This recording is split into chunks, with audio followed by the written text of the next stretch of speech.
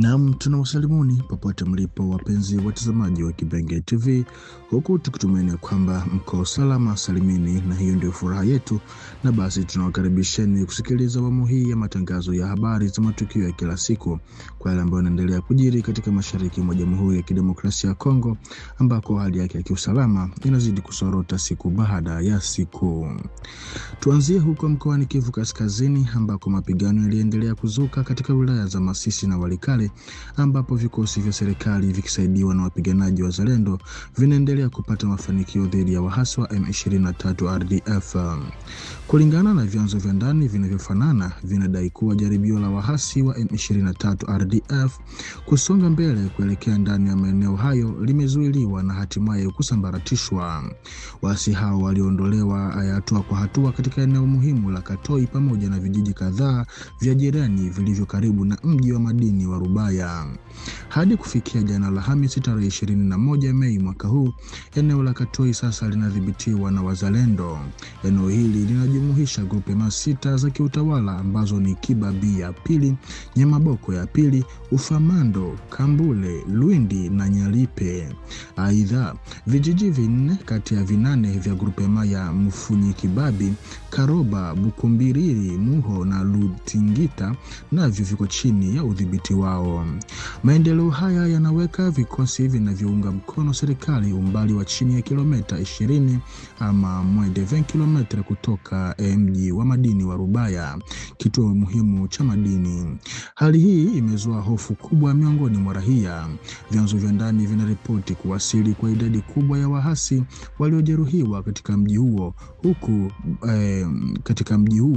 huku wapiganaji wa M23 wakidaiwa kuungwa mkono na majeshi ya Rwanda wakijipanga upya kwa ajili ya mashambulizi ya kulipiza kisasi. Wakati huo huo, katika eneo la Masisi, kijiji cha Kinigi kilichopo katika sekta ya Katoi kimerejea tena chini ya udhibiti wa FARDC kwa kushirikiana na Wazalendo. Ushindi huu ulipatikana asubuhi ya Alhamisi baada ya mapigano makali dhidi ya wapiganaji wa muungano wa AFC M23 RDF.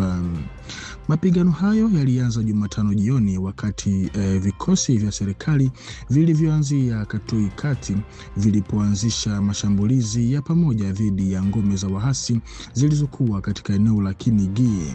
Baada ya saa kadhaa za mapigano makali, wahasi walizimwa na hivyo kuruhusu FARDC pamoja na washirika wao kurejesha udhibiti wa eneo hilo. Mafanikio haya ya kijeshi yanaweza kuashiria mabadiliko muhimu katika mwelekeo wa mapigano katika sehemu hii ya Kivu Kaskazini, ingawa hali bado ni tete na inaweza kubadilika kwa haraka wakati wowote.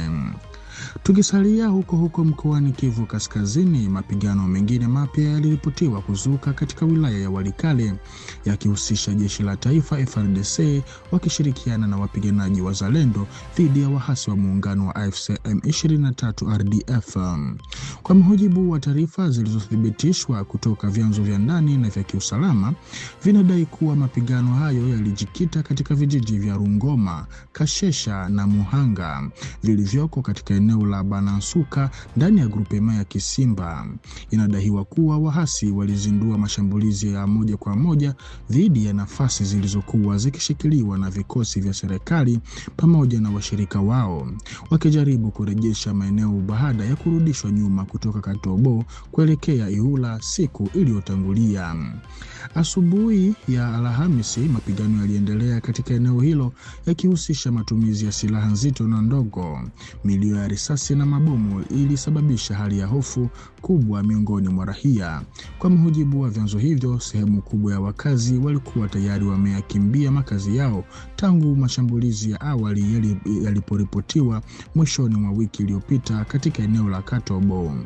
Mashambulizi haya ya mara kwa mara yanaonekana kuwa sehemu ya mkakati wa waasi wa kupanua tena eneo lao la ushawishi katika sehemu hii ya Kivu Kaskazini baada ya kupoteza baadhi ya ngome ngome zao muhimu kama vile Mpeti na Minjenje wakati wa kujiondoa kwao zaidi ya miezi miwili iliyopita. Hadi sasa hakuna tathmini rasmi ya hasara ya mapigano ya usiku iliyopata kutolewa, kutokana na kwamba eneo hilo bado linakumbwa na mapigano.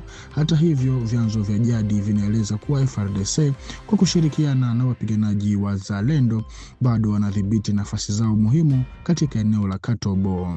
Hali hii inaendelea kubadilika kwa haraka na bado ni tete, huku kukiwa na hatari ya mapigano mapya kuzuka katika saa au siku zijazo. Na huko mkoani Ituri, hali ya usalama inaendelea kuzorota katika eneo la Babila Babombi lililopo katika wilaya ya Mambasa, na hii ni kufuatia wimbi jipya la mashambulizi yanayodaiwa kufanywa na wahasi wa ADF katikati ya wiki. Kwa mujibu wa vyanzo vya ndani vinavyofanana, vinadai kuwa mashambulizi haya yalitokea siku chache tu baada ya tukio la mauaji lililotokea Jumanne iliyopita katika kijiji cha Alima ambapo raia kadhaa waliuawa. Siku iliyofuata, Jumatano, washambuliaji walirejea tena na kulenga vijiji vingine kadhaa, hali iliyoongeza hofu na ukosefu wa usalama katika eneo hilo. Taarifa zilizokusanywa kutoka kwa wanaharakati wa kijamii na mashirika ya ufuatiliaji wa usalama zinaonyesha kuwa angalau raia 7 waliuawa katika mashambulizi hayo mapya yaliyolenga vijiji vya Manyama, Pelupelu, Koiba pamoja na maeneo ya karibu na Kasoko Mutongulo. Tathmini ya awali ilionyesha kuwa watu 2 waliuawa kijijini Manyama, ambapo pia nyumba moja ilichomwa moto na duka kuporwa. Katika vijiji vya Pelupelu na Koiba, mtu mmoja aliuawa katika kila kijiji, huku watu 12 wakiripotiwa kupotea katika kijiji cha Koiba. Aidha, watu 3 wanadaiwa kuuawa katika eneo la Kasoko Mutongulo, ambako pikipiki 2 pia zilichomwa moto na washambuliaji. Hata hivyo, takwimu hizi bado ni za muda na zinaweza kubadilika, kwani familia kadhaa bado hazijapata taarifa kuhusu ndugu zao, kwa mujibu wa chanzo kinachofuatilia hali ya usalama.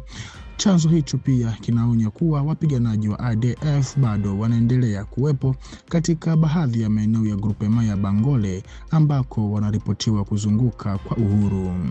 Kutokana na hali hii, wito wa tahadhari umetolewa kwa wakazi wa vijiji vya jirani kama vile Bumaere, Pengite, Mitume, Kanyota, Kalongo, Dondola, Mateka, Ilimba, Kitere, Vukutse na Matete ambavyo vinaweza kuwa katika hatari ya kushambuliwa.